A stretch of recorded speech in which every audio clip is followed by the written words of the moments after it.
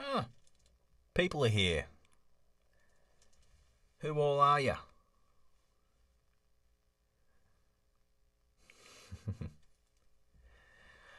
I'll get started soon.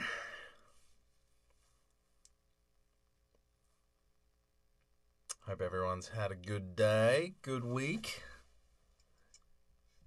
Oop. People are here. Getting a loop back.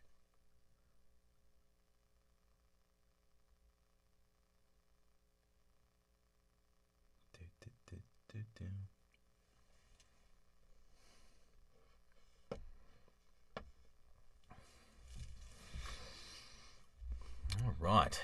So another story time.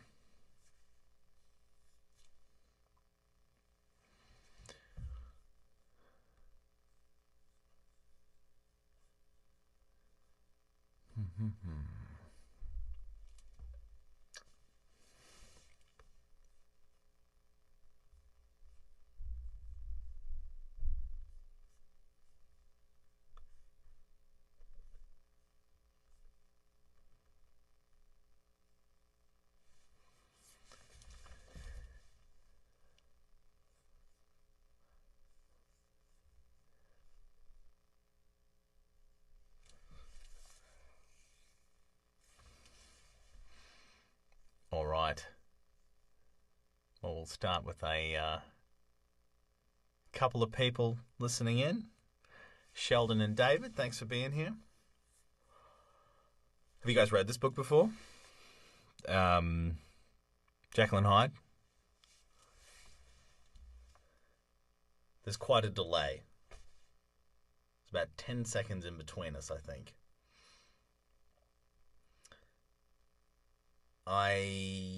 Years ago, played in the musical. I played flute in a pit orchestra for Jekyll and Hyde. And so that's what I remember of the story. I imagine the original book is a bit darker than the musical. The musical was actually pretty dark as far as I remember. It's good musical.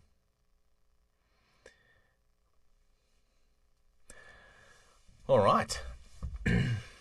Well, 7:30. I don't know if we'll get through the whole book tonight. Might have to split it up into 2 parts. We'll see how everyone's stamina is. Okay. Levels are okay for you guys. You can hear me all right. Just give me a thumbs up or a comment. It feels like it's a pretty good level. Yeah. Okay. But let me know if you guys are hearing me okay. You've been answering my questions, so I'm sure that you can at least hear me. Okay. Thumbs up. Cool beans. Okay, well, thanks again for joining. And for anyone who's just tuned in, I'm sure you've read the note. We're doing a strange case of Jekyll and Hyde, Dr. Jekyll and Mr. Hyde. I was able to put information there somewhere. Okay, that's your comments. Anyway, so as we're going through the book, feel free to. I'd love to get your suggestions of what to read next time. I'm thinking of doing these a little more frequently. Just kind of depends on scheduling, but obviously social life in the evenings is dulled somewhat by what's going on. So I'm happy to do this, and it's a great chance for me to read new books or books that I haven't read for ages, and hopefully it gives you guys a bit of entertainment. The Bible, yeah, that'll have to go in a few installments. I can just do the condensed version, right? Like the airline seat pocket version of the Bible. Okay, well, let's do a bit of Robert Louis Stevenson.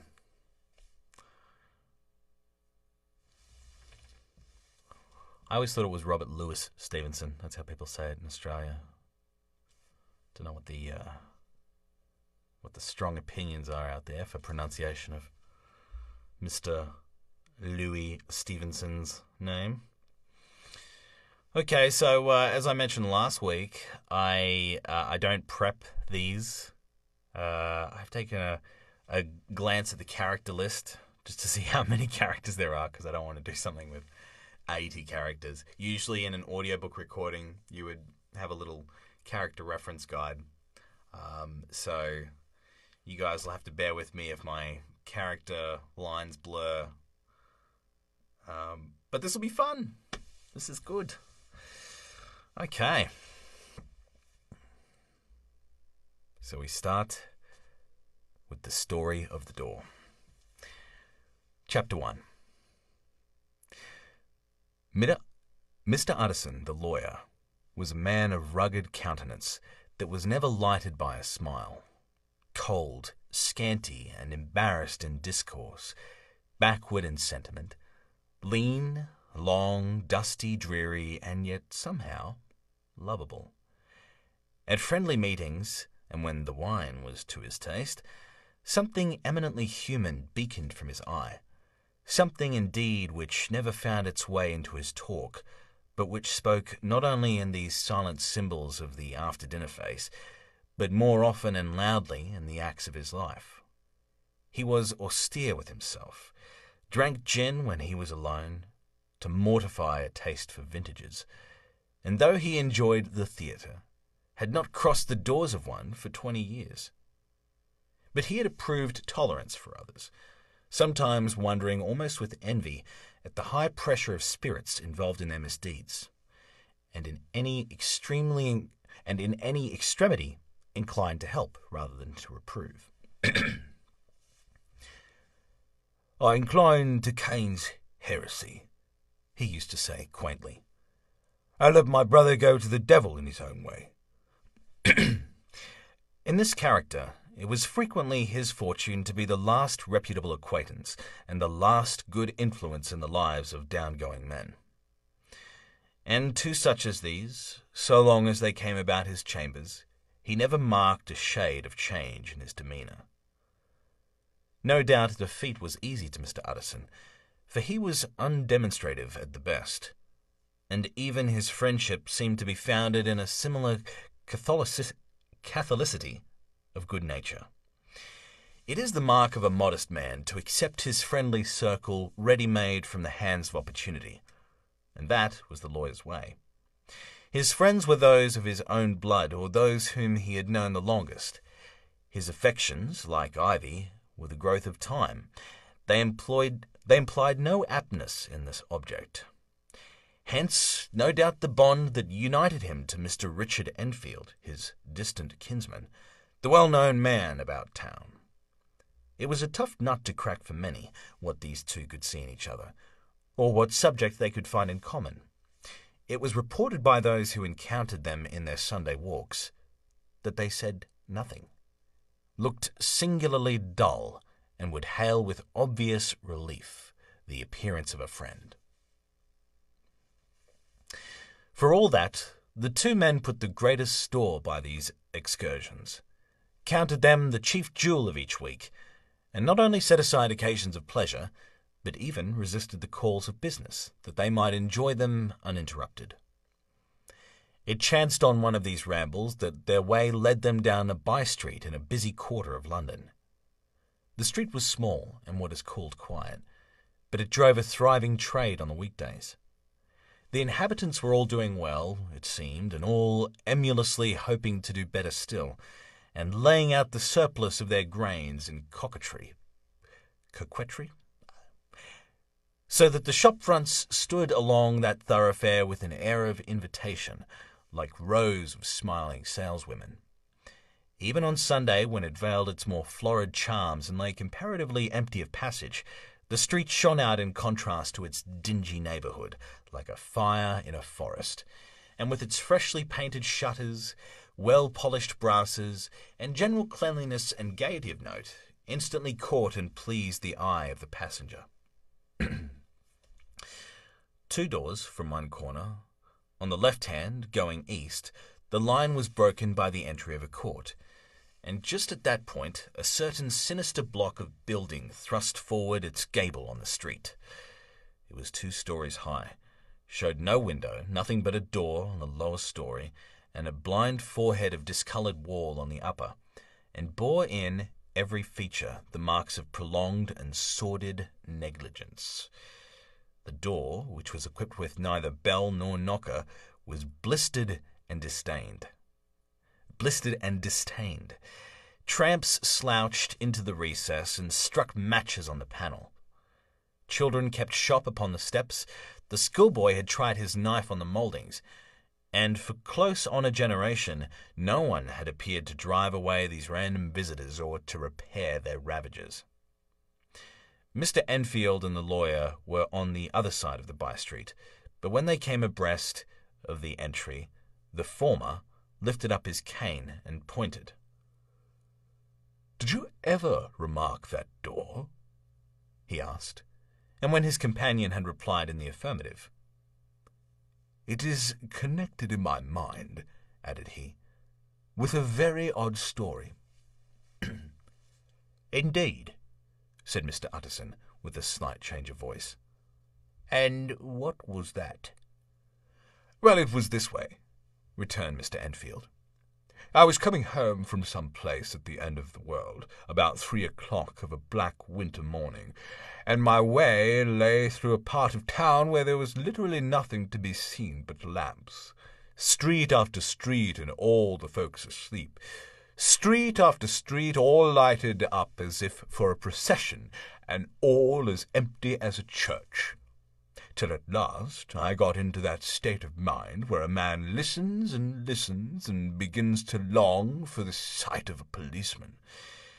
All at once I saw two figures, one a little man who was stumping along eastward at a good walk, and the other a girl of maybe 8 or 10 who was running as hard as she was able down a cross-street. Well, sir, the two ran into one another, naturally enough, at the corner, and then came the horrible part of the thing. For the man trampled calmly over the child's body and left her screaming on the ground. It sounds nothing to hear, but it was hellish to see. It wasn't like a man. It was like some damned juggernaut. I gave a few holloa, took to my heels, collared my gentleman, and brought him back to where there was already quite a group about the screaming child. He was perfectly cool and made no resistance, but gave me one look so ugly that it brought out the sweat on me like running. The people who had turned out were the girl's own family, and pretty soon the doctor for whom she had been sent put in his appearance. Well, the child was not much the worse, more frightened, according to the sawbones, and there you might have supposed would be an end to it. But there was one curious circumstance. I had taken a loathing to my gentleman at first sight, so had the child's family, which was only natural. But the doctor's case was what struck me. He was the usual cut and dry apothecary. He was the usual cut and dry apothecary of no particular age and colour, with a strong Edinburgh accent, and about as emotional as a bagpipe. Well, sir, he was like the rest of us. Every time he looked at my prisoner, I saw that Sawbones turned sick and white with desire to kill him. I knew what was in his mind, just as he knew what was in mine, and killing being out of the question, we did the next best. We told the man we could and would make such a scandal out of this as should make his name stink from one end of London to the other. If he had any friends or any credit, we undertook that he should lose them. And all the time, as we were pitching and red hot, we were keeping the women off him as best we could, for they were as wild as harpies. I never saw a circle of such hateful faces, and there was the man in the middle with a kind of black, sneering coolness. Frightened, too. I could see that, but carrying it off, sir, really like Satan. "If you choose to make a capital out of this accident," said he, "I am naturally helpless. No gentleman but wishes to avoid a scene," says he. "Name your figure." Well, we screwed him up to £100 for the child's family. He would have clearly liked to stick out, but there was something about the lot of us that meant mischief. And at last he struck. The next thing was to get the money. And where do you think he carried us but to that place with the door? Whipped out a key, went in, and presently came back with the matter of £10 in gold and a cheque for the balance on Coates, drawn payable to bearer, and signed with a name that I can't mention, though it's one of the points of my story, but it was a name at least very well known and often printed. The figure was stiff, but the signature was good for more than if it was only genuine. I took the liberty of pointing out to my gentleman that the whole business looked apocryphal, and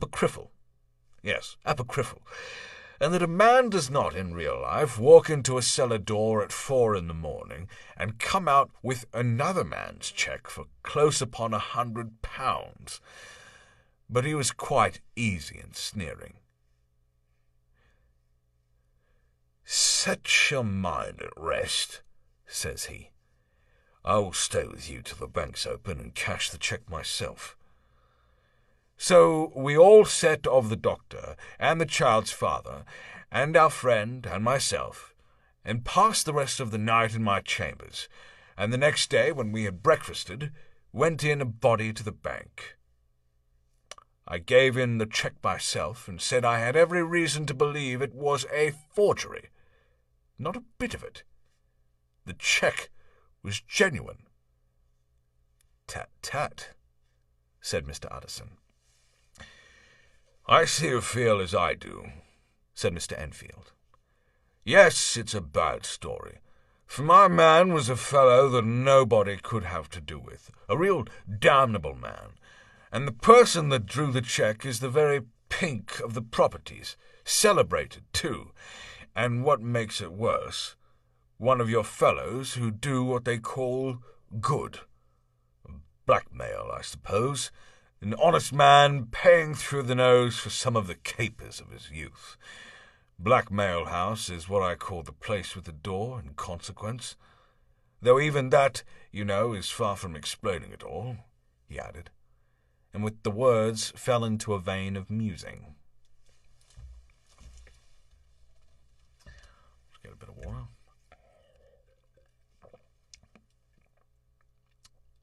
This book this one's a little harder to follow the characters.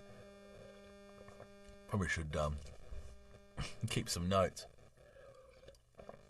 So Mr. Utterson is the lawyer. Okay.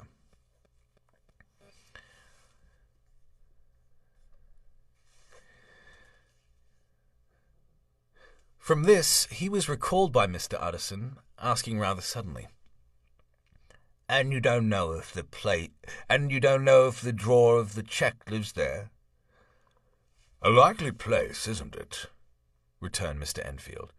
"But I happen to have noticed his address. He lives in some square or other." "And you never asked about the place with the door?" said Mr. Utterson. "No, sir, I had a delicacy," was the reply. "I feel very strongly about putting questions. It partakes too much of the style of the Day of Judgment. You start a question, and it's like starting a stone. You sit quietly on the top of a hill, and away the stone goes, starting others, and presently some bland old bird, the last you would have thought of, is knocked on the head in his own back garden, and the family have to change their name. No, sir, I make it a rule of mine. The more it looks like Queer Street, the less I ask." "A very good rule, too," said the lawyer. "But I have studied the place for myself," continued Mr. Enfield. It seems scarcely a house. There is no other door, and nobody goes in or out of that one, but once in a great while the gentleman of my adventure. There are 3 windows looking on the court on the first floor, none below. The windows are always shut, but they're clean, And then there's a chimney, which is generally smoking, so someone must live there. And yet it's not so sure, for the buildings are so packed together about the court that it's hard to say where one ends and another begins. The pair walked on again for a while in silence, and then, "Enfield," said Mr. Utterson, "that's a good rule of yours." "Yes, I think it is," returned Enfield. "But for all that," continued the lawyer, "there's one point I want to ask. I want to ask the name of that man who walked over the child." "Well," said Mr. Enfield, "I can't see what harm it would do. It was a man of the name of Hyde." said Mr. Utterson. "What sort of man is he to see?" It is not easy to describe.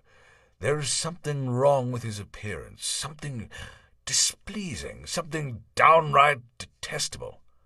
I never saw a man I so disliked, and yet I scarce know why. He must be deformed somewhere.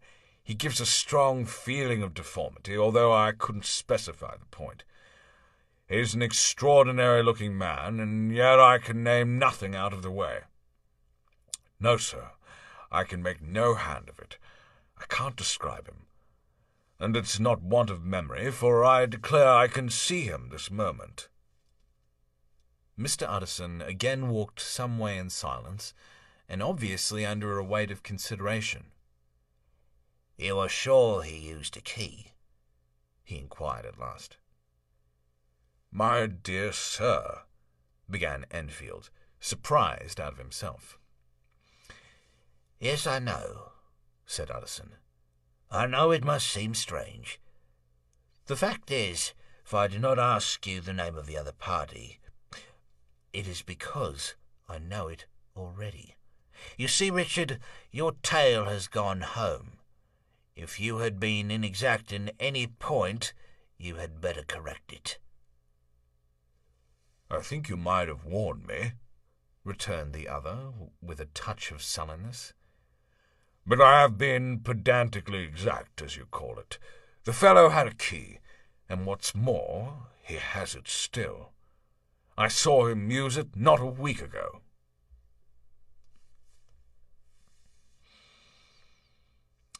Mr. Utterson sighed deeply, but never said a word, and the young man presently resumed.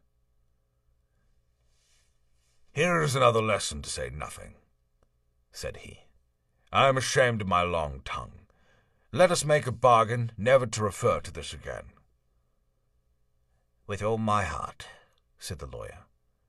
"I'll shake hands on that, Richard." Well, they don't sound very young. But that's okay. We can always change it. This is the problem with not reading books ahead of time.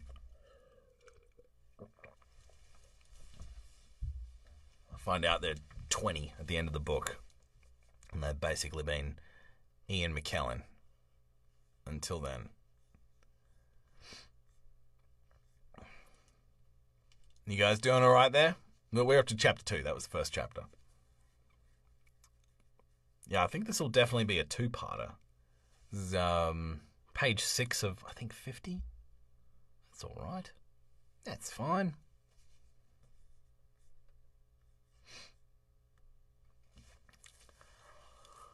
All right, so chapter 2. Chapter 2.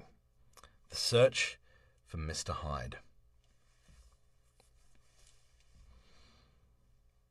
I'll youth up the characters a little bit.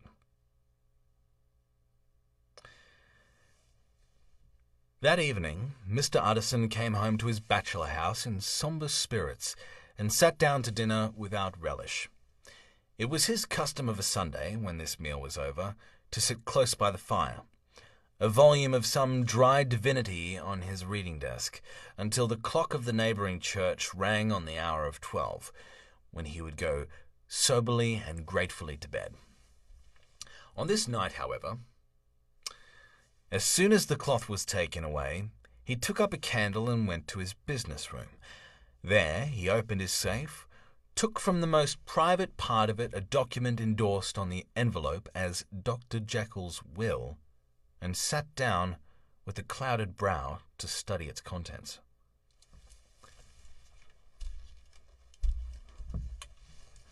There we go.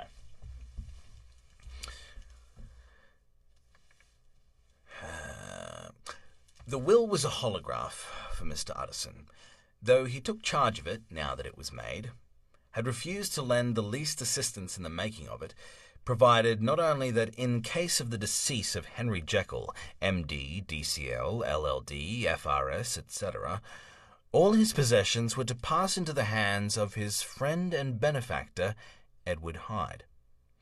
But that in case of Dr. Jekyll's disappearance or unexplained absence for any period exceeding 3 calendar months, the said Edward Hyde should step into the said Henry Jekyll's shoes without further delay and free from any burthen or obligation beyond the payment of a few small sums to the members of the doctor's household. This document had long been the lawyer's eyesore. It offended him both as a lawyer and as a lover of the sane and customary sides of life, to whom the fanciful was the immodest. And hitherto it was his ignorance of Mr. Hyde that has swelled his indignation. Now, by a sudden turn, it was his knowledge. It was already bad enough when the name was but a name of which he could learn no more. It was worse when it began to be clothed upon with detestable attributes, and out of the shifting, insubstantial mists that had so long baffled his eye, there leaped up the sudden, definite presentment of a fiend. I thought it was madness," he said, as he replaced the obnoxious paper in the safe. "And now I begin to fear it is disgrace."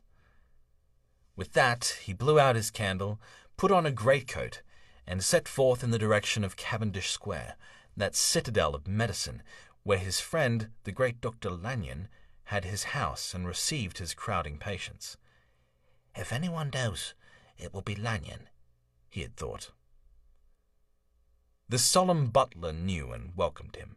He was subjected to no stage of delay, but ushered direct from the door to the dining-room, where Dr. Lanyon sat alone over his wine.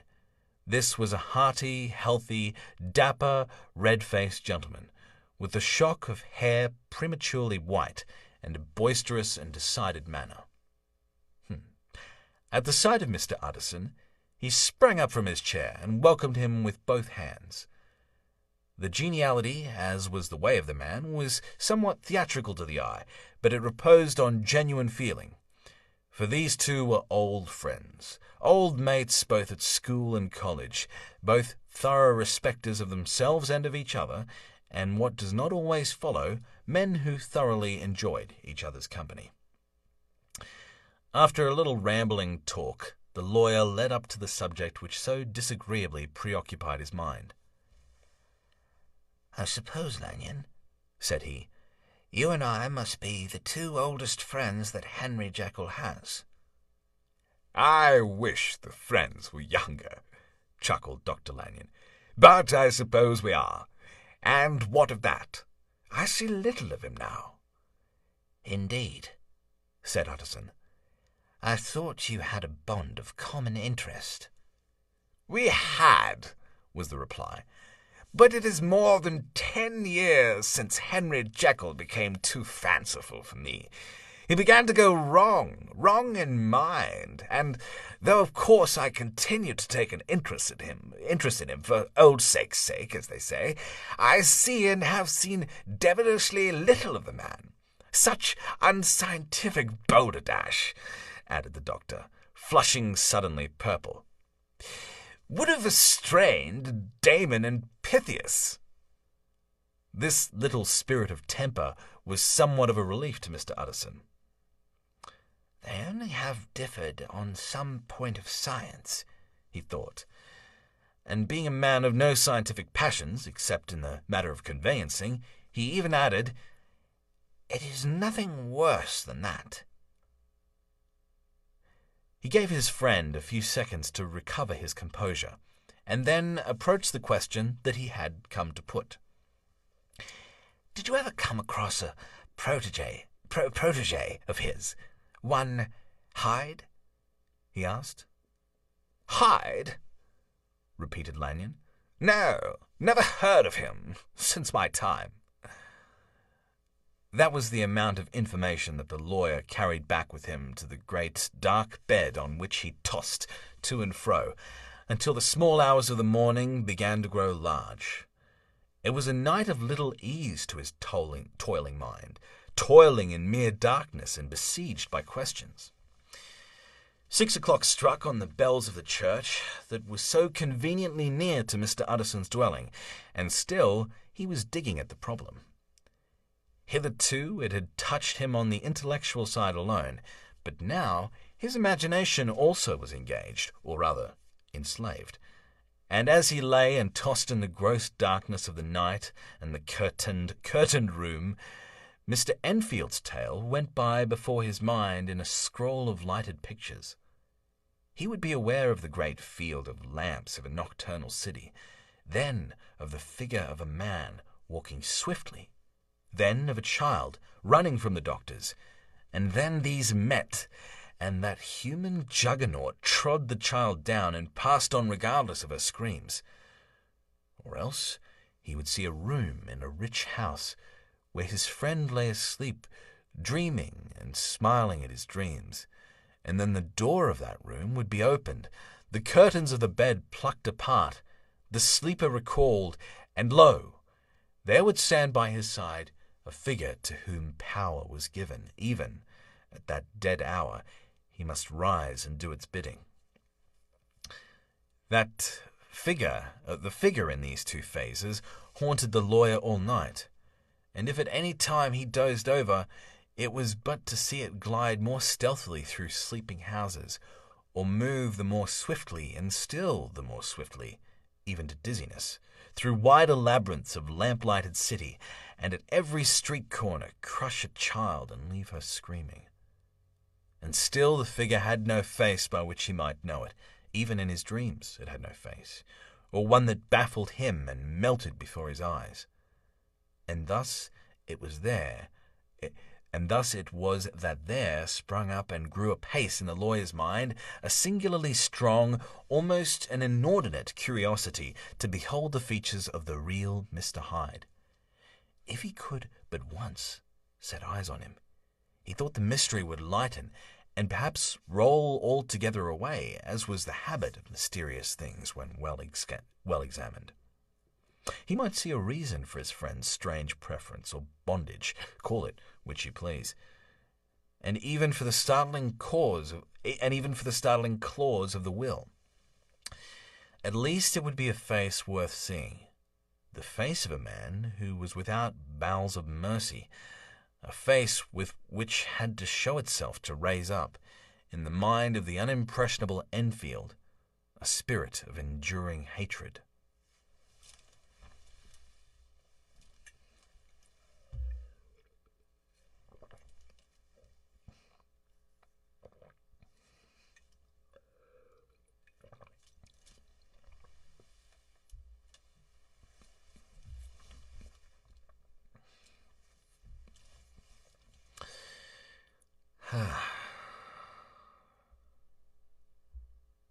All right. From that time forward, Mr. Utterson began to haunt the door in the by-street of shops. In the morning before office hours, at noon when business was plenty and time scarce, at night under the face of the fogged city moon, by all lights and at all hours of solitude or concourse, the lawyer was to be found on his chosen post. If he be Mr. Hyde, he had thought, I shall be Mr. Seek. And at last his patience was rewarded. It was a fine dry night, frost in the air, and the streets as clean as a ballroom floor, the lamps unshaken by any wind, drawing a regular pattern of light and shadow. By 10 o'clock, When the shops were closed, the by-street was very solitary and, in spite of the low growl of London from all around, very silent. Small sounds carried far. Domestic sounds out of the houses were clearly audible on either side of the roadway, and the rumour of the approach of any passenger preceded him by a long time. Mr. Utterson had been some minutes at his post when he was aware of an odd light footstep drawing near. In the course of his nightly patrols, he had long grown accustomed to the quaint effect with which the footfalls of a single person, while he is still a great way off, suddenly spring out distinct from the vast hum and clatter of the city. Yet his attention had never before been so sharply and decisively arrested, and it was with a strong, superstitious prevision of success that he withdrew into the entry of the court. The steps drew swiftly nearer, and swelled out suddenly louder as they turned the end of the street. The lawyer, looking forth from the entry, could soon see what manner of man he had to deal with. He was small and very plainly dressed, and the look of him, even at that distance, went somehow strongly against the watcher's inclination.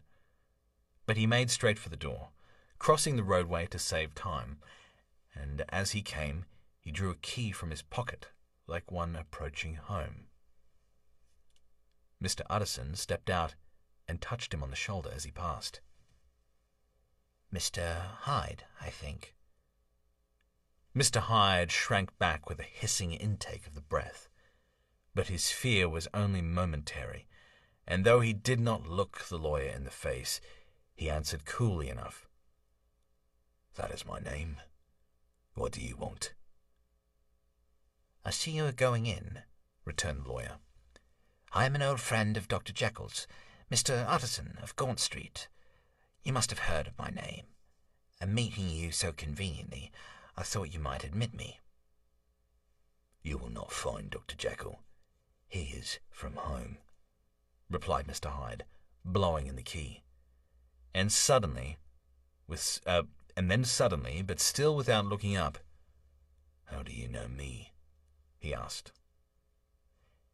"On your side," said Mr. Utterson, "will you do me a favour?" "With pleasure," replied the other. "What shall it be?" "Will you let me see your face?" asked the lawyer. Mr. Hyde appeared to hesitate, and then, as if upon some sudden reflection, fronted about with an air of defiance, and the pair stared at each other pretty fixedly for a few seconds. "Now I shall know you again," said Mr. Utterson. "It may be useful." "Yes," returned Mr. Hyde. "It is as well we have met, and apropos you should have my address." And he gave a number of a street in Soho. "Good God," thought Mr. Utterson. "Can he too have been thinking of the will?" But he kept his feelings to himself, and only grunted in acknowledgment of the address. "And now," said the other, "how did you know me?" "By description," was the reply. "Whose description?" "We have common friends," said Mr. Utterson. "Common friends," echoed Mr. Hyde a little hoarsely. "Who are they?" "Jekyll, for instance," said the lawyer. "He never told you?" cried Mr. Hyde with a flush of anger. "I did not think you would have lied." "Come," said Mr. Utterson. "That is not fitting language." The other snarled aloud in a savage laugh, and the next moment, with extraordinary quickness, he had unlocked the door and disappeared into the house. The lawyer stood a while, when Mr. Hyde had left him, the picture of disquietude. Then he began slowly to mount the street, pausing every step or two and putting his hand to his brow like a man in mental perplexity. The problem he was thus debating as he walked was one of a class that is rarely solved. Mr. Hyde was pale and dwarfish. He gave an impression of deformity without any nameable malformation. He had a displeasing smile. He had borne himself to the lawyer with a sort of murderous mixture of timidity and boldness, and he spoke with a husky, whispering, and somewhat broken voice. I think that was pretty close.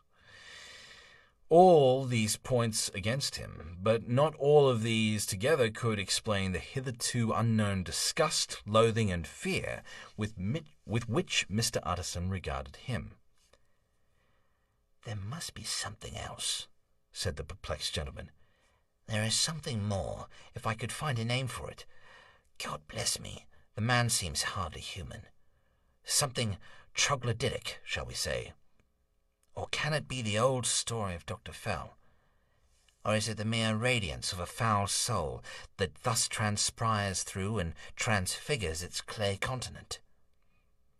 The last, I think, for, oh, my poor old Harry Jekyll, if I ever read Satan's signature upon a face, it is on that of your new friend." Round the corner from the by-street, there was a square of ancient, handsome houses, now for the most part decayed from their high estate, and let in flats and chambers to all sorts and conditions of men, map engravers, architects, shady lawyers, and the agents of obscure enterprises. One house, however, second from the corner, was still occupied entire, and at the door of this, which wore a great air of wealth and comfort, though it was now plunged in darkness except for the fanlight, Mr. Utterson stopped and knocked. A well-dressed, elderly servant opened the door. "Is Dr. Jekyll at home, Poole?" asked the lawyer. "I will see, Mr. Utterson," said Dr. Poole, admitting the visitor as he spoke into a large, low-roofed, comfortable hall, paved with flags, warmed, after the fashion of a country house, by a bright open fire, and furnished with costly cabinets of oak. "Will you wait here by the fire, sir? Or shall I give you a light in the dining-room?" "Here, thank you," said the lawyer, and he drew near and leaned on the tall fender. This hall, in which he was now left alone, was a pet fancy of his friend the doctor's, and Utterson himself was wont to speak of it as the pleasantest room in London. But tonight there was a shudder in his blood. The face of Hyde sat heavy on his memory. He felt, what was rare with him, a nausea and distaste of life, and in the gloom of his spirits he seemed to read a menace in the flickering of the firelight and the polished cabinets, and the uneasy starting of the shadow on the roof. He was ashamed of his relief when Poole presently returned to announce that Dr. Jekyll was gone out. "I saw Mr. Hyde go by the old dissecting-room, Poole," he said. "Is that right, when Dr. Jekyll is from home?" "Quite right, Mr. Utterson, sir," replied the servant. "Mr. Hyde has a key." "Your master seems to repose a great deal of trust in that young man, Poole," resumed the other musingly. "Yes, sir, he does indeed," said Poole. "We all have orders to obey him." "I do not think I ever met Mr. Hyde," asked Utterson. "Oh, dear, no, sir. Oh, dear, no, sir. He never dines here," replied the butler. "Indeed, we see very little of him on this side of the house. He mostly comes and goes by the laboratory." "Well, good night, Poole." "Good night, Mr. Utterson." And the lawyer set out homeward with a very heavy heart. "Poor Harry Jekyll," he thought. "My mind misgives me he is in deep waters. He was wild when he was young, a long while ago to be sure, but in the law of God there is no statute of limitations. Aye, it must be that, the ghost of some old sin, the cancer of some congealed disgrace, punishment coming, Pede Claudo, years after memory has forgotten and self-love condoned the past." And the lawyer, scared by the thought, brooded a while on his own past, groping in all the corners of memory, lest by chance some jack-in-the-box, of an old iniquity should leap to light there. His past was fairly blameless. Few men could read the rolls of their life with less apprehension. Yet he was humbled to the dust by the many ill things he had done, and raised up again into a sober and fearful gratitude by the many he had come so near to doing yet avoided. And then, by a return on his former subject, he conceived a spark of hope. This Master Hyde, if he was studied, thought he, must have secrets of his own, black secrets, by the look of him, secrets compared to which poor Jekyll's worst would be like sunshine. Things cannot continue as they are. It turns me cold to think of this creature stealing like a thief to Harry's bedside. Poor Harry, what awakening! And the danger of it? For if this Hyde suspects the existence of the will, he may grow impatient to inherit. I must put my shoulders to the wheel. If Jekyll will but let me, he added. If Jekyll will only let me. For once more he saw before his mind's eye, as clear as transparency, the strange clauses of the will. All right, chapter 3. Got to take a break.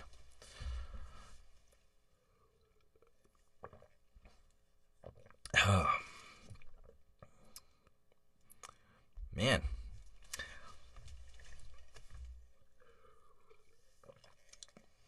He's written a pretty rich book here. No one writes like this anymore. Well, not that I've read lately. How are you guys doing there? Got a few people. Oh, little emoticons floating up. That's nice. Thank you.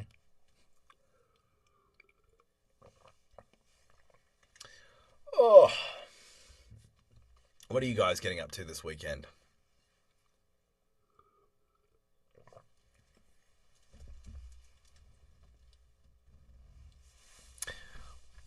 Oh yeah, there's a bit of a delay. Oh, Lorianne lost the volume. Huh.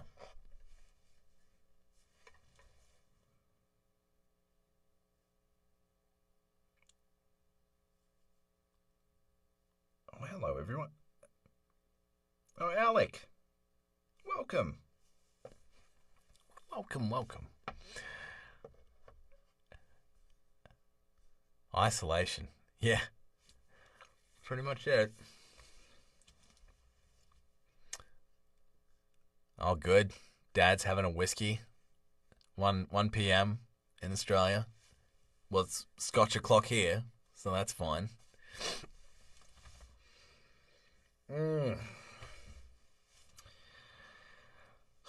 Feeling a little bit foodie tonight. Cooked some ribs tonight. They turned out all right. It was a good recipe, but they're showing up a little bit in this recording.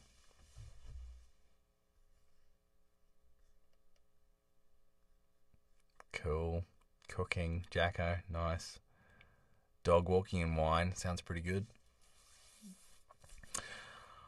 Okay, so we are at chapter 3. Hang on, I want to see.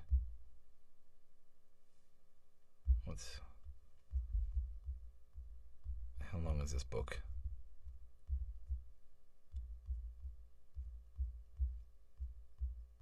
Oh yeah. Yeah, that's a ways to go yet. Oh shit. Closed it. All right. So chapter 3 of like 6. So we'll just plow on through it for a bit. And that's at least 6. At least 6 chapters. All right. Maybe go for like another half an hour if that suits everyone. Pick it up again tomorrow or something.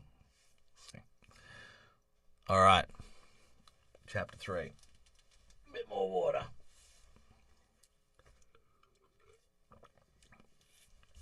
I hope that Lanyon comes back. He was like the British Christopher Walken. I realized it as I was doing it. Like I started doing the voice. It was kind of like, it's great, yeah? I say, I only have scones before 3 p.m. Yeah, you gotta have them. It's crazy. Ah, yeah, it's crazy. Oh, yeah, Lanyon. Okay, we might meet him again. I'll see how British Walken I can make him. Chapter 3. Dr. Jekyll was quite at ease. A fortnight later, by excellent good fortune, the doctor gave one of his pleasant dinners to some 5 or 6 old cronies, all intelligent, reputable men, and all judges of good wine. And Mr. Utterson so contrived that he remained behind after the others had departed. This was no new arrangement, but a thing that had befallen many scores of times. Where Utterson was liked, he was liked well. Hosts loved to detain the dry lawyer, when the light-hearted and the loose-tongued had already their foot on the threshold. They liked to sit a while in his unobtrusive company, practising for solitude. So after all the annoying people had left, hang out with the cool dude. Nice.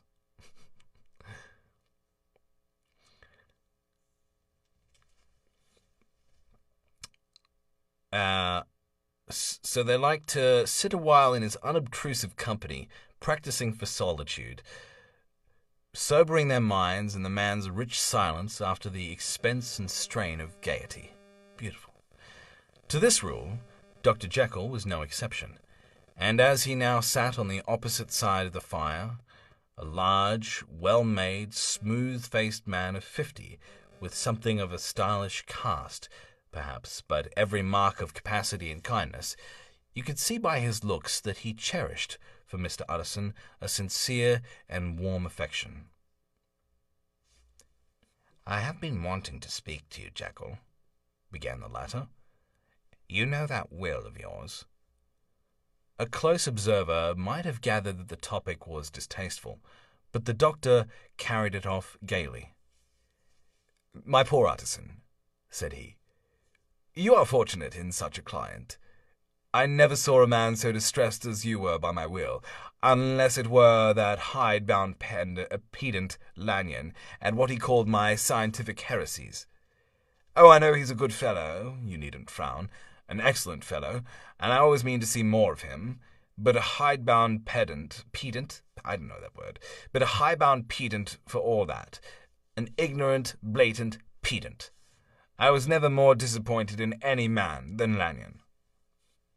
"You know I never approved of it," pursued Utterson, ruthlessly disregarding the fresh topic. "My will? Yes, certainly, I know that," said the doctor, a trifle sharply. "You have told me so." "Well, I tell you so again," continued the lawyer. "I have been learning something of young Hyde." The large, handsome face of Dr. Jekyll grew pale to the very lips, and there came a blackness about his eyes. "I do not care to hear more," said he. "This is a matter I thought we had agreed to drop." "What I heard was abominable," said Utterson. "It can make no change. You do not understand my position," returned the doctor, with a certain incoherency of manner. "I am painfully situated, Utterson. My position is a very strange one. It is one of those affairs that cannot be mended by talking." "Jekyll," said Utterson, "you know me. I am a man to be trusted. Make a clean breast of this in confidence, and I make no doubt I can get you out of it." "My good Utterson," said the doctor, "this is very good of you. This is downright good of you, and I cannot find words to thank you in. I believe you fully. I would trust you before any man alive, I before myself, if I could make the choice. But indeed it isn't what you fancy. It is not as bad as that. And just to put your good heart at rest, I will tell you one thing. The moment I choose, I can be rid of Mr. Hyde. I give you my hand upon that, and I thank you again and again. And I will just add one little word, Utterson, that I'm sure you'll take in good part. This is a private matter, and I beg of you to let it sleep. Utterson reflected a little, looking in the fire. I have no doubt you are perfectly right, he said at last, getting to his feet. Well, but since we have touched upon this business, and for the last time, I hope, continued the doctor, there is one point I should like you to understand. I have really a great interest in poor Hyde. I know you have seen him, he told me so, and I fear he was rude, but I do sincerely take a very great interest in that young man, and if I am taken away, Utterson, I wish you would promise to me that you will bear with him and get his rights for him. I think you would. If you knew all, and it would be a weight off my mind if you would promise. I can't pretend that I shall ever like him, said the lawyer. I don't ask that, pleaded Jekyll, laying his hand upon the other's arm. I only ask for justice. I only ask you to help him for my sake when I am no longer here. Utterson heaved an irrepressible sigh. Well, said he, I promise. Short chapter. It's harder with the characters in this book than in Sherlock, I think, because they do the thing where they either don't note the characters, like Utterson said, and then the other tricky thing is that they do latter and former, which is always fun. Hey, but this is the unique stuff about the classic books. It's so great. All right. Another chapter. Chapter 4. The Carew Murder Case. Nearly a year later, in the month of October 18, London was startled by a crime of singular ferocity and rendered all the more notable by the high position of the victim. The details were few and startling. A maid-servant living alone in a house not far from the river had gone upstairs to bed about 11. Although a fog rolled over the city in the small hours, the early part of the night was cloudless, and the lane, which the maid's window overlooked, was brilliantly lit by the full moon.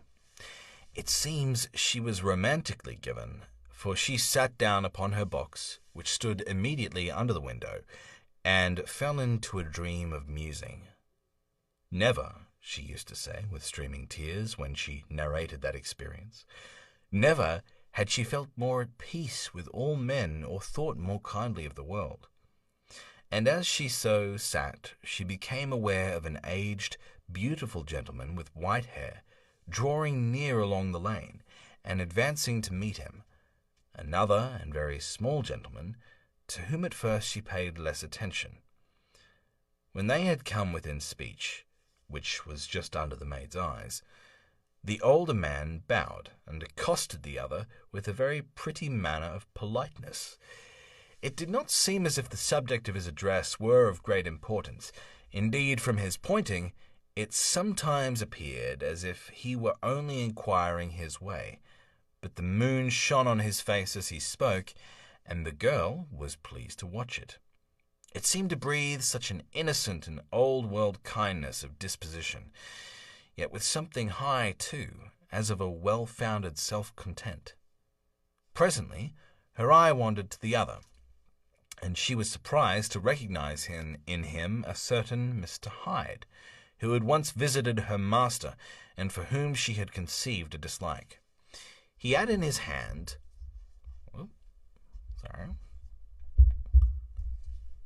The iPad's falling off. Just realized it. There we go.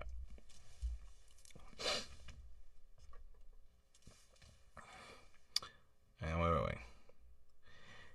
He had in his hand a heavy cane, with which he was trifling, but he answered never a word, and seemed to listen with an ill-contained impatience. And then, all of a sudden, he broke out in a great flame of anger, stamping with his foot, brandishing the cane, and carrying on, as the maid described it, like a madman. The old gentleman took a step back, with the air of one very much surprised and a trifle hurt, and at that Mr. Hyde broke out of all bounds and clubbed him to the earth. And next moment, with ape-like fury, he was trampling his victim underfoot and hailing down a storm of blows, under which the bones were audibly shattered and the body jumped upon the roadway. At the horror of these sights and sounds, the maid fainted. It was 2:00 when she came to herself and called the police. The murderer was long gone ago, but there lay his victim in the middle of the lane, incredibly mangled. The stick with which the deed had been done, although it was of some rare and very tough and heavy wood, had broken in the middle under the stress of this insensate cruelty, and one splintered half had rolled in the neighbouring gutter. The other, without doubt, had been carried away by the murderer. A purse and gold watch were found upon the victim, but no cards or papers, except a sealed and stamped envelope, which he had been probably carrying to the post, and which bore the name and address of Mr. Utterson. This was brought to the lawyer the next morning, before he was out of bed, and he had no sooner seen it and been told the circumstances than he shot out a solemn lip. "I shall say nothing till I have seen the body," said he. "This may be very serious. Have the kindness to wait while I dress."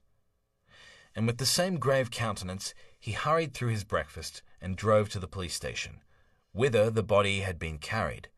As soon as he came into the cell, he nodded.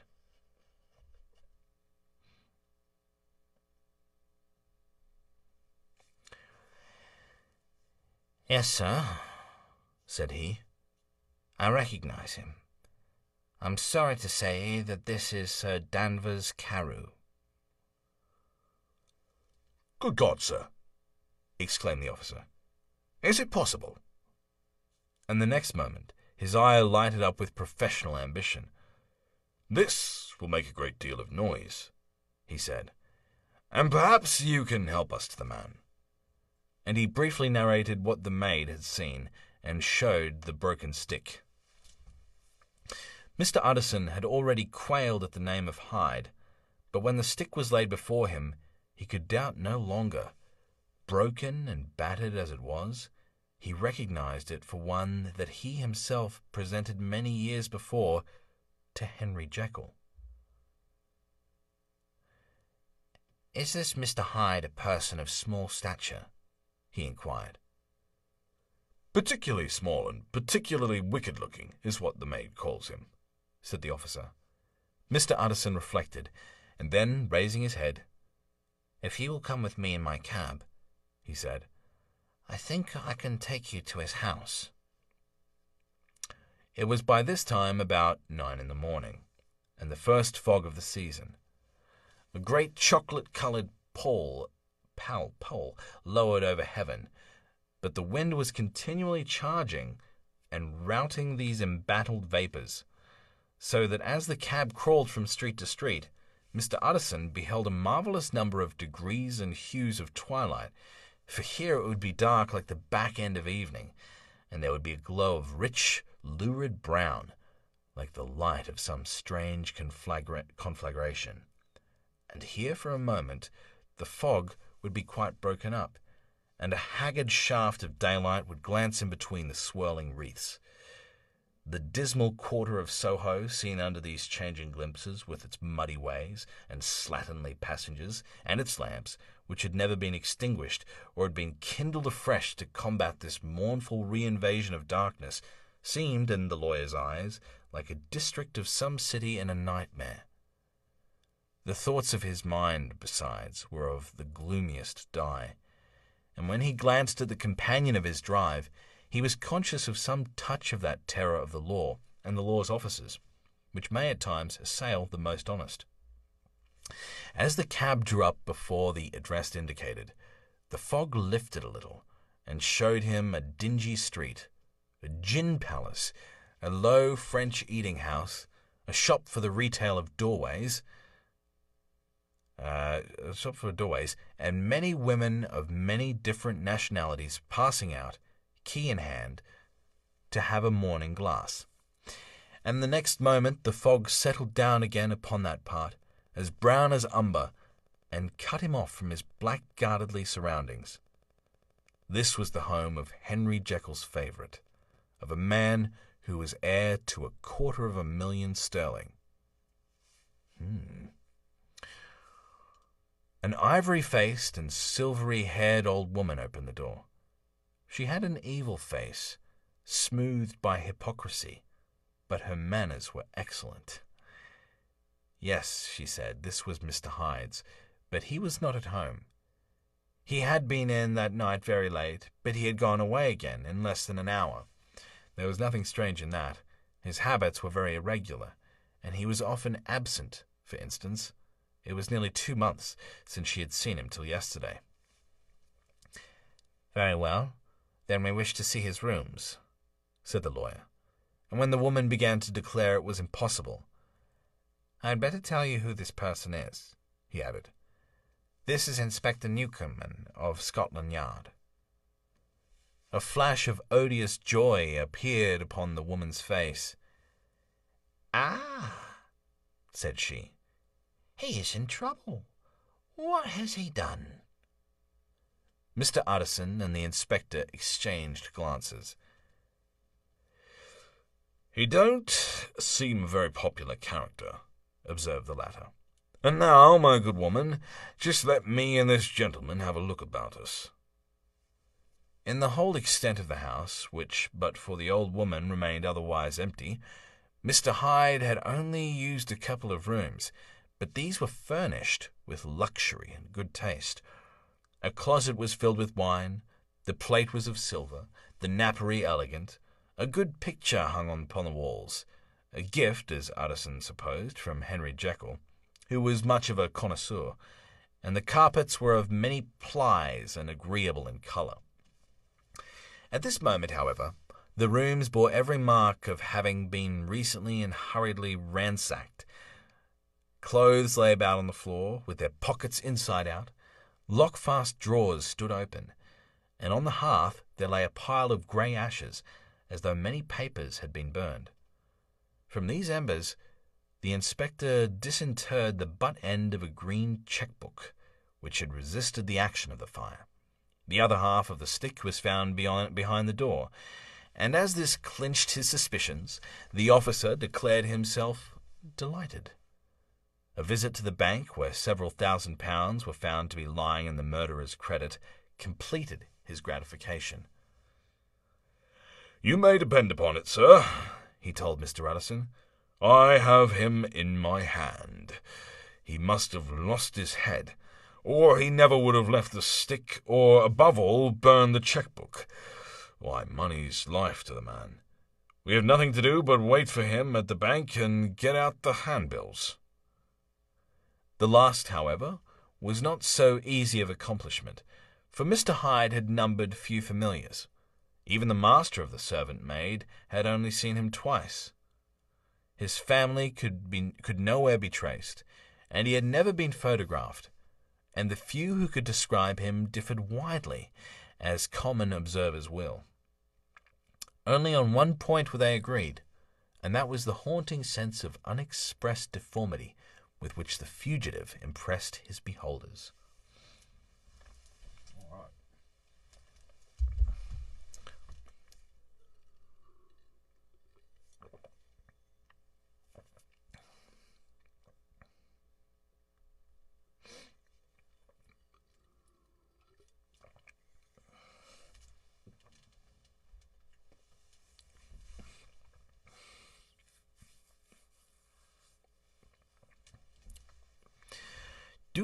Do.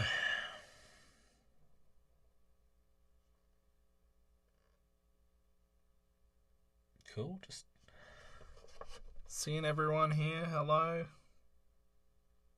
Thanks for hanging out. Oh, some more Machosen people. Hello, hello. Nice to have your locals nearby.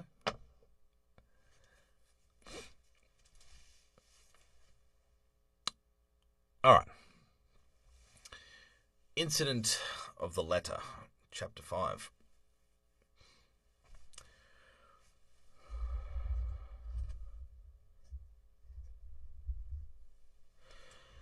It was late in the afternoon when Mr. Utterson found his way to Dr. Jekyll's door, where he was at once admitted by Poole and carried down by the kitchen officers and across a yard which had once been a garden to the building which was indifferently known as the laboratory or dissecting rooms. The doctor had bought the house from the heirs of a celebrated surgeon, and his own tastes being rather chemical than anatomical, had changed the destination of the block at the bottom of the garden. It was the first time that the lawyer had been received in that part of his friend's quarters, and he eyed the dingy, windowless structure with curiosity, and gazed round with a distasteful sense of strangeness. As he crossed the theatre, once crowded with eager students, and now lying gaunt and silent, the tables laden with chemical apparatus, the floor strewn with crates and littered with packing straw, and the light falling dimly through the foggy cupola. At the further end, a flight of stairs mounted to a door covered with red baize? B-A-I-Z-E? Yeah. And through this, Mr. Utterson was at last received into the doctor's cabinet.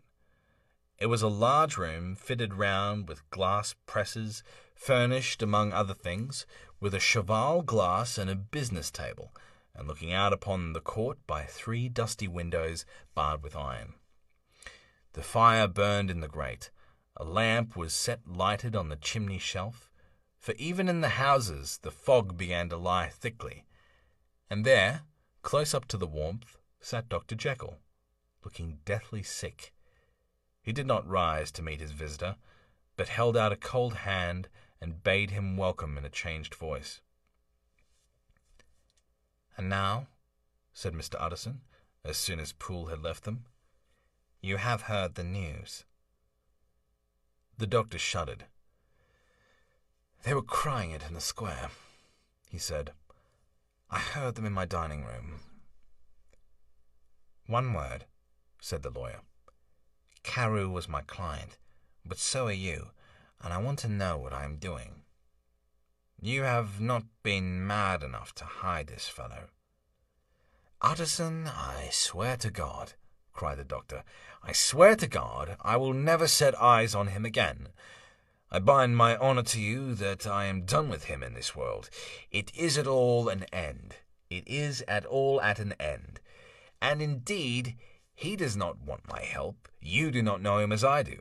He is safe, he is quite safe, mark my words. He will never more be heard of." The lawyer listened gloomily. He did not like his friend's feverish manner. "You seem pretty sure of him," said he, "and for your sake I hope you may be right. If it came to a trial, your name might appear." "I am quite sure of him," replied Jekyll. "I have grounds for certainty that I cannot share with anyone, but there is one thing on which you may advise me. I have received a letter, and I am at a loss whether I should show it to the police. I should like to leave it in your hands, Utterson. You would judge wisely, I'm sure. I have so great a trust in you." "You fear, I suppose, that it might lead to his detection?" asked the lawyer. "No," said the other. "I cannot say that I care what becomes of Hyde. I'm quite done with him. I was thinking of my own character, which this hateful business has rather exposed." Utterson ruminated a while. He was surprised at his friend's selfishness, and yet relieved by it. "Well," said he at last, "let me see the letter." The letter was written in an odd, upright hand, and signed Edward Hyde, and it signified briefly enough that the writer's benefactor, Dr. Jekyll, whom he had so long unworthily repaid 1,000 generosities, need labour under no alarm for his safety, as he had means of escape on which he placed a sure dependence. The lawyer liked this letter well enough. It put a better colour on the intimacy than he had looked for, and he blamed himself for some of his past suspicions. "Have you the envelope?" he asked. "I burned it. Before I thought of what I was about, but it bore no postmark. The note was handed in." "Shall I keep this and sleep upon it?" asked Utterson. I wish you to judge for me entirely," was the reply. "I have lost confidence in myself." "Well, I shall consider," returned the lawyer. "And now one word more. It was Hyde who dictated the terms in your will about that disappearance?" The doctor seemed seized with a qualm of faintness. He shut his mouth tight and nodded. "I knew it," said Utterson. "He meant to murder you. You had a fine escape." "I have had what is far more to the purpose," returned the doctor solemnly. "I have had a lesson. Oh, God, Utterson, what a lesson I have had!" And he covered his face for a moment with his hands. On his way out, the lawyer stopped and had a word or two with Poole. "By the by," said he, "there was a letter handed in today. What was the messenger like?" But Poole was positive nothing had come except by post. "And only circulars by that," he added. This news sent off the visitor with his fears renewed. Plainly, the letter had come by the laboratory door. Possibly, indeed, it had been written in the cabinet, and if that were so, it must be differently judged, and handled with the more caution. The newsboys, as he went, were crying themselves hoarse along the footways. "Special edition! Shocking murder of an MP!" That was the funeral oration of one friend and client, and he could not help a certain apprehension lest the good name of another should be sucked down in the eddy of the scandal. It was, at least, a ticklish decision that he had made. And self-reliant as he was by habit, he began to cherish a longing for advice. It was not to be had directly, but perhaps, he thought, it might be fished for. Presently after, he sat on one side of his own hearth with Mr. Guest, his head clerk. Upon the other, and midway between, at a nicely calculated distance from the fire, a bottle of particular old wine that had long dwelt unsunned in the foundations of his house. The fog still slept on the wing above the drowned city, where the lamps glimmered like carbuncles, and through the muffle and smother of these fallen clouds, the procession of the town's life was still rolling in through the great arteries with a sound as of a mighty wind. But the room was gay with firelight.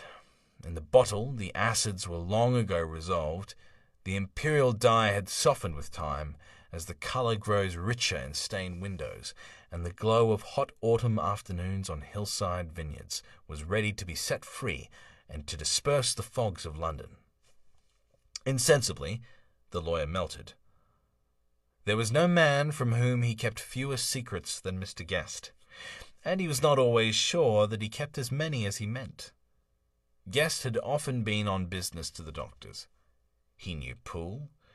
He could scarce have failed to hear of Mr. Hyde's familiarity about the house. He might draw conclusions. Was it not as well, then, that he should see a letter which put that mystery to right? And above all, since Guest, being a great student and critic of handwriting, would consider the step natural and obliging. The clerk, besides, was a man of counsel. He could scarce read so strange a document without dropping a remark, and by that remark Mr. Utterson might shape his future course. "This is a sad business about Sir Danvers," he said. "Yes, sir, indeed. It has elicited a great deal of public feeling," returned Guest. The man, of course, was mad. I should like to hear your views on that, replied Utterson. I have a document here in his handwriting. It is between ourselves, for I scarce know what to do about it. It is an ugly business at the best.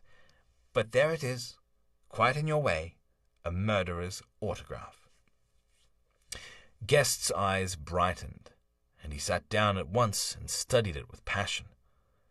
"No, sir," he said, "not mad, but it is an odd hand." And by all accounts a very odd writer, added the lawyer. Just then the servant entered with a note. "Is that from Dr. Jekyll, sir?" inquired the clerk. "I thought I knew the writing. Anything private, Mr. Utterson?" Only an invitation to dinner. Why? Do you want to see it? "One moment. I thank you, sir." And the clerk laid the 2 sheets of paper alongside and sedulously compared their contents. "Thank you, sir," he said at last, returning both. "It's a very interesting autograph." There was a pause, during which Mr. Utterson struggled with himself. "Why did you compare them, Guest?" he inquired suddenly. "Well, sir," returned the clerk, "there's a rather singular resemblance. The 2 hands are in many points identical, only differently sloped."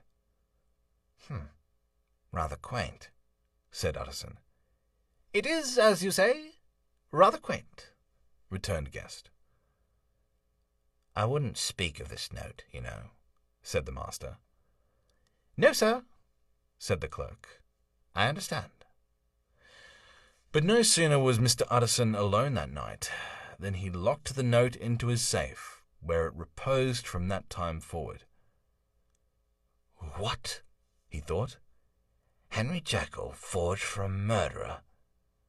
And his blood ran cold in his veins. Do do do do do do do do, to be continued. I think I need to leave it there, guys. The old voice is starting to give out.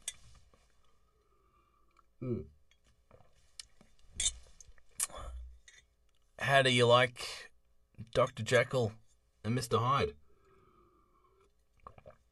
How does it stack up against Sherlock, for those of you who were here last week?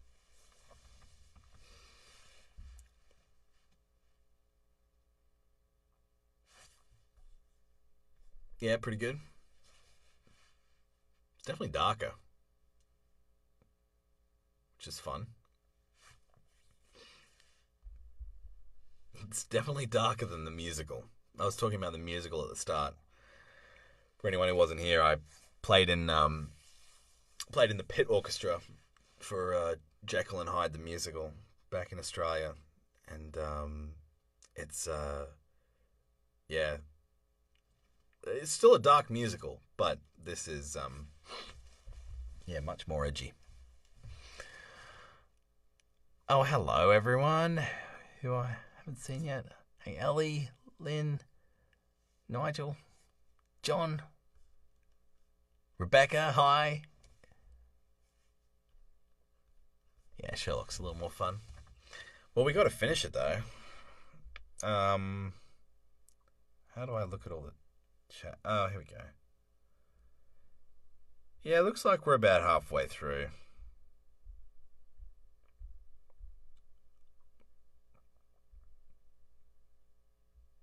Wait, so chapter 6. Yeah, up to chapter 6.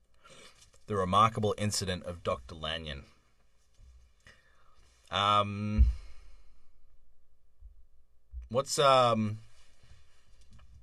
I could do part 2 tomorrow night. I'm supposed to play video games with my brother, but I'm sure I can shaft him for an hour or two. Or maybe I could start a bit earlier. Or Sunday night. Canada, Sunday night. When works for you guys? We'll have to. I think I can do a poll. Let's sounds a bit advanced. Sorry, Conrad. No. Nigel. I don't get to play a lot. I play on the Switch mostly because it's easy to play last thing in the day. We have a toddler. But I just played the South Park game, which was pretty good, Stick of Truth, and my brother and I are going to play Diablo 3. Looking forward to that. Sunday, Lynn's chiming in. Okay, cool. Yeah, I can probably do Sunday. Sunday for another hour or so, and we'll probably finish it up.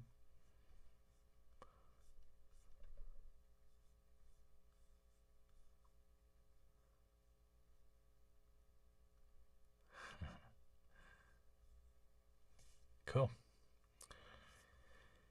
And then next week, I'm trying to figure out what to do next week. Could do more Sherlock, and then I think it's also going to be another longer one. Okay, cool. Sunday's locked in. The majority is spoken. Yeah, more Sherlock or Wizard of Oz was a good suggestion from my friend Lauren. What time, Lynn?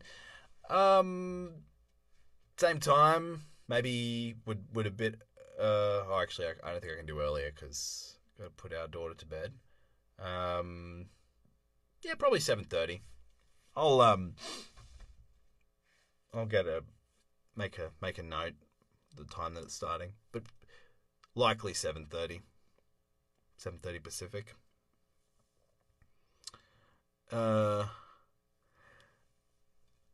Alice, yeah, I want to do Alice in Wonderland too, Lorna. Okay. I'll definitely put that one in the hopper. And Alec, I think we can do some more Sherlock. Yeah, I'm jonesing for some more Sherlock. Would you guys like to tune in through the week?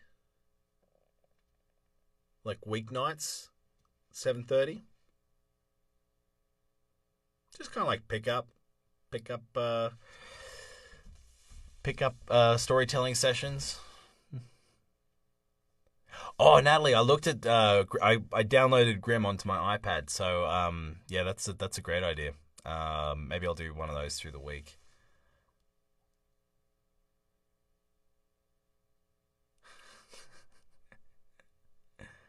It's inspiration scotch, Dad. Okay, cool. All right. Well, that's really nice to know that some of you guys are available to listen through the week. I mean, I guess everyone's available, generally speaking. But that's the idea of this, just to have something different to do through the week. I imagine your Netflix queues are being exhausted, so I wanted to throw something else in the mix. Okay, cool. Great. So this one, yeah, we're looking at about another.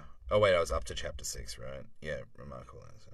So yeah, about half the book.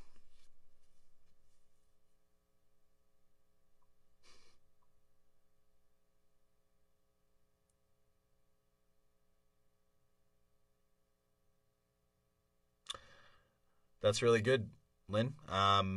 Yeah, I'm gonna get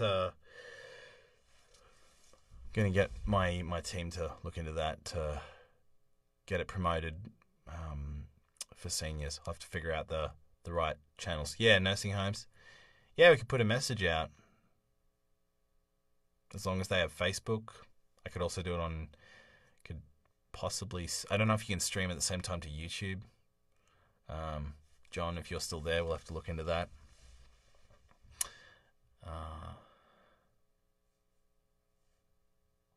Yeah, I didn't have any scotch this time. I mean, I might go and have one now.